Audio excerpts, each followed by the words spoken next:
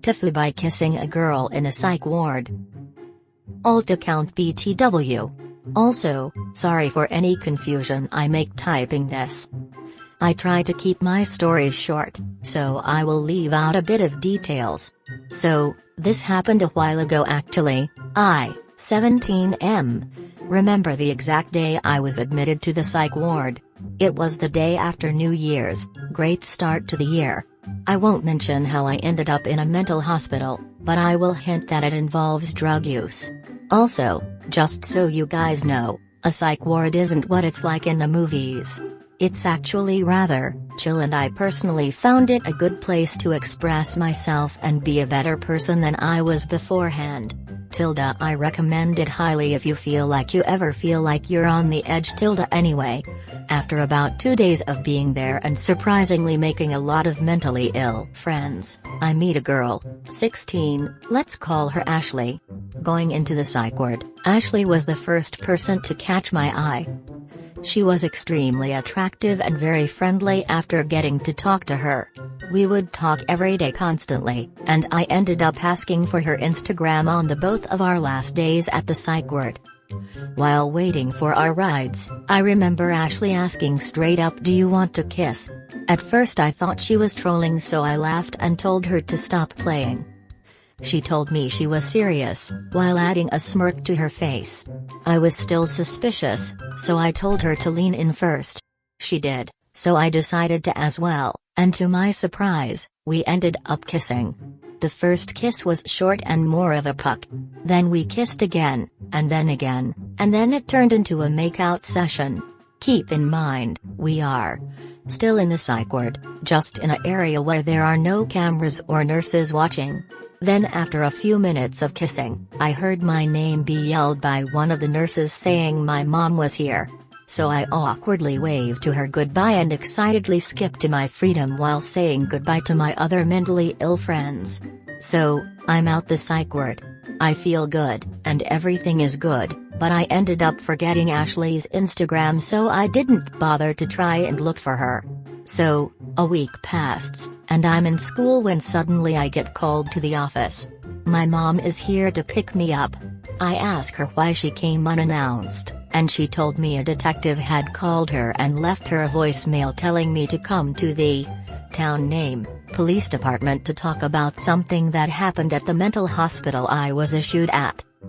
I get scared obviously, because I have no clue as to why I needed to see a detective. We make it to the police station and I go in and was greeted to the detective. He makes me walk with him alone to a room where we both sat down. I felt like I was in a damn movie. He has a few files on the table along with a recorder thing. It was small. He says that I can leave at any time and not answer any questions at will, and then starts by asking simple questions like why I was in town name, hospital, and what people did I see? So I'm thinking that maybe someone got murdered and I was a witness. Then the detective drops the bomb. I brought you in today, because a lady is saying you sexually assaulted her. I genuinely gasped aloud and got really defensive. I must have looked really sus. I said, who said I say them? And I would never do that, what the fuck? The detective pulls out this photo and it's a photo of Ashley. He asks if I know her and I say yes. Then, I tell him everything from what I knew. I said that she gave me 100% permission to kiss her. And that I didn't force myself onto her nor make her do anything.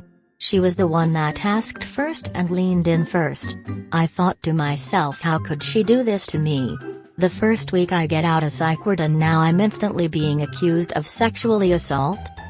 The detective stops the recording thing and says that's all for today. He told me if I did do anything without consent, they would find out, trying to intimidate me, and that I should confess now. I shouldn't have even said anything without a lawyer. That was also my fuck up. The detective calls in my mom privately and then we both leave. My mom was angry too, basically on my side. So, what happened after that? Nothing. The case was dropped, I guess, because I never got a call back from that detective or from any cops. I also called the police department to ask about the case, and they said that it didn't exist. Honestly, fuck Ashley. And fuck me. I learned something that day: don't fucking kiss anyone in a damn mental hospital. They are there for a reason. I was there for a reason. To get better. Not to get whatever the fuck that was. TLDR, I kissed a girl in a psych ward, which led to a case about me sexually assaulting her even though it was consensual. I also spoke without a lawyer at it. Those who are saying fake story, fuck off. You're telling me you'll believe stories like my girlfriend turned into Buzz Lightyear and fucked me in my ass than some non-dramatic story like this, kinda. And yes, I'm hiding behind a screen saying fighting words. Bite me, Redditors. Bite me. But anyway, tie to all the stories some told and advice given. Appreciate it less than 3. I love Reddit. Honestly, Ashley, no. Don't Ashley. Did you learn nothing? I worked in a psych hospital, adults not kids, where the nurses collected a folder of handwritten patient when someone came back to the hospital after something horrific happened with their soul who they'd met in the psych hospital the last time around. The nurses would ask them if they would write their story down and put it in a binder. When they saw someone clearly getting infatuated with another patient on the unit, they'd break out the binder. The covers say "Oops, I made a mistake" and was about 5 inches thick. They'd have the lovebirds browse through it. Relationships that began in mental institutions are almost always make the same mistake yourselves, folks. A couple of life lessons here. 1. Never kiss a girl in a mental. Always lawyer up when questioned by the authorities. This could have gone really bad really quick. Almost 20 years ago, I once had the unenviable experience of spending a week in a psych ward. I was 16. I had a similar experience. Her name was also Ashley. The tension was unlike anything I've ever experienced since. We didn't kiss, there was nowhere unsupervised, and physical contact was strictly forbidden. We were getting discharged on the same. I wanted to wait for her in the parking lot, but my mom insisted I leave it all behind. I knew which HS she went to, so I tried to track her down on MySpace, lol. Either she didn't have a profile or it was private. I never saw her again. This post brought all those memories flooding back. She was so much edgier than me, her thick black hair, her cigarette addiction, each ear pierced in 4 places. I remember her panicking about the piercings closing up since they confiscated jewelry. I've since conquered my illness, happily married with kids, but boy do I wonder what happened to Ashley. I know that feel. Tried a relationship with another, told me to not do it. Brother told me to not do it. Other patients told me not do it. She told me not do it. Because you deserve something better, did it anyway. Was a total roller coaster that ended in an atomic explosion. Said no person in her life had ever been as nice to her as me. I will cherish those words because from the bottom of her heart, it was the truth. She probably did that because you didn't message her on Instagram. So a detective calls you into a room, alone, and proceeds to interview on the record, a minor, without counsel or parent present. Dunno, this whole story seems sus to me. Your first mistake was being in an area without cameras. The lawyer. 17-year-olds wouldn't know that you can speak to an officer with a lawyer present even when being questioned and not detained. Or that if you're not under detention that you can just straight up nope out of there with 0 consequences. They don't teach you that on TV. You're young though, you'll learn, grow and evolve. Just maybe next time have a witness or 2. The most valuable lesson you should have learned is this: never ever talk to the cops without an attorney. Don't be fooled by that recorder thing either. There's microphones in the room running all the time. That thing is just a prop. You better believe if that detective could have gotten you to say anything, even if you told him what he wanted to hear, you'd be aren't there to find the truth. They're there to make arrests. It's one of the metrics they're judged. Honestly, your mom should be ashamed for sending you in there without an attorney. Who else thinks she made up the essay charge because he ghosted her? Original poster kisses person in mental turns out to have poster. Surprised Pikachu have no idea where some people get the impression that drugs melt your brain from. Don't stick your in crazy. Greater than honestly, Ashley greater than no. Don't Ashley. Did you learn nothing? Crazy in the head, crazy in bed, right? Never stick your in crazy is the most practical and difficult to adhere to bit of advice that parents give us. But there's a reason it's given. AEXT. I really want to read those stories. 3. If you must kiss a girl, have a lawyer present. No exceptions. You skipped lesson 0. Don't abuse drugs when you're 17 and end up in a mental institution. So do you think it's a good thing you never saw Ashley? Or did you want to see her, but couldn't? Despite agreeing with don't stick your in crazy to an extent, people who are mentally ill still deserve genuine love and romance. I don't think you did anything wrong even if it didn't work out. I've been in and out of psych wards growing up after my abusive religious family made me hate life and myself. I didn't hate anyone else, I didn't have plans to be a creep, to stalk or otherwise hurt someone or push boundaries. I didn't have delusions or mania. I wasn't manipulative or antisocial. I was in there because I was at an age where I needed safety and protection and no one was giving me that. I was empty, scared and saw myself going nowhere fast, so reasonably, I didn't want to continue suffering. It turns out a bit of humanity/intimacy from someone going through similar circumstances is exactly what I needed to reframe my worldview and internal dialogue. Sure, it didn't last at all, but it did more good than harm. Depriving those who need that the most is not only cruel, but it also perpetuates the feeling that they will never be loved and indeed have nothing to look forward to in an empty and lonely existence. I feel like if I added her on Instagram, she would have accused me of more than just assault and GL. Greater than so, a detective calls you into a room, alone, and proceeds to interview on the record, a minor, without counsel or parent present. Isn't this the premise for a lot of real stories for when some kid gets thrown in prison and tried as an adult?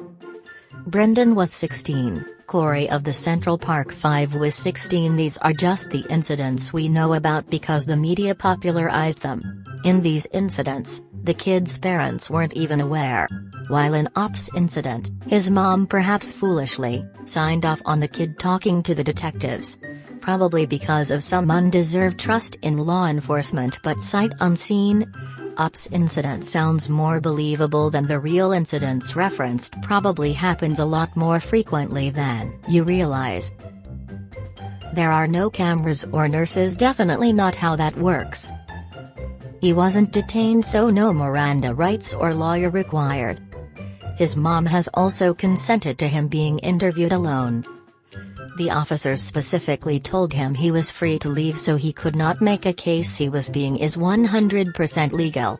I personally don't think it is ethical, but is part of how the police create loopholes out of the Miranda rights.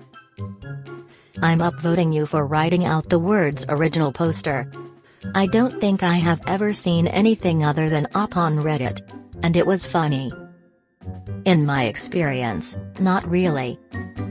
Plus she'll even wing woman you a date afterwards, with the biggest guy in your prison block. My dad used to say never let crazy know where you live. The implication being that he stuck his in crazy enough to know how to game plan. Ashley is also off the table. The plot twists must be mind-blowing. Or just kiss a lawyer. Cuts out the middleman and it's cheaper. Lesson 0 was doing the drugs. I just made that comment on mobile while waiting for a coffee, but I logged on to Reddit now to expand it. I'm glad you replied, Op, because before I answer your question I've got some stuff to tell off. You're getting a lot of in these comments from people that don't know where you're coming from. There is nowhere in the world a teenager will be more vulnerable than an inpatient psychiatric program. It's like you take a week off school to go camping in a 24/7 therapy appointment. Ashley saw deeper into you than most girls will for a long time. There's nothing in the world like a psych ward crush, and anyone who hasn't been there is not going to get. Common sense says that anyone you meet there is more than likely mentally unstable. And the rules against physical contact exist for good, as you now know. But as someone who went through the same process, I don't blame or judge you. At run-in with the law was probably terrifying and humiliating, but as I move into middle age I will tell you two things. 4 to 5 years from now, you're going to be drinking with a handful of close friends, and you're going to tell this story. It is going to be a great story to tell, and you will, over the years, get very good at telling. You would regret not kissing her of a lot more than you're currently regretting kissing her. Imho, you did something on paper. Edit, extremely inadvisable. I do not recommend this to future readers, but the game of life isn't played on paper, and in this case you made the right. Having a lawyer on hand is good if you're falsely accused of SA. But all's well that ends well, and I wouldn't sweat the why she accused you is probably not a useful line of inquiry. But I agree with other commenters that it may have to do with how you made out with someone adapting to new psychiatric meds, promised to follow up, and didn't, even if not for a lack of to answer your question. I absolutely wanted to see her. The psych ward experience hadn't scarred over yet. When my mom drove me away, I was so emotionally wide open. I broke down crying about how badly I wanted to spend more time with Ashley in the real world. My mom said that it was for the best. Sometimes people are in your life for years, and sometimes it's just a season. The season of the psych ward is one best left in the past. Then we went and got Wendy's and picked up my new meds from the pharmacy, and my life was right. It was most likely in my best interest we didn't keep in touch. But if I heard from Ashley today, I'd absolutely grab a coffee, and Kat would recommend you not go out of your way to look for her on Insta or elsewhere again.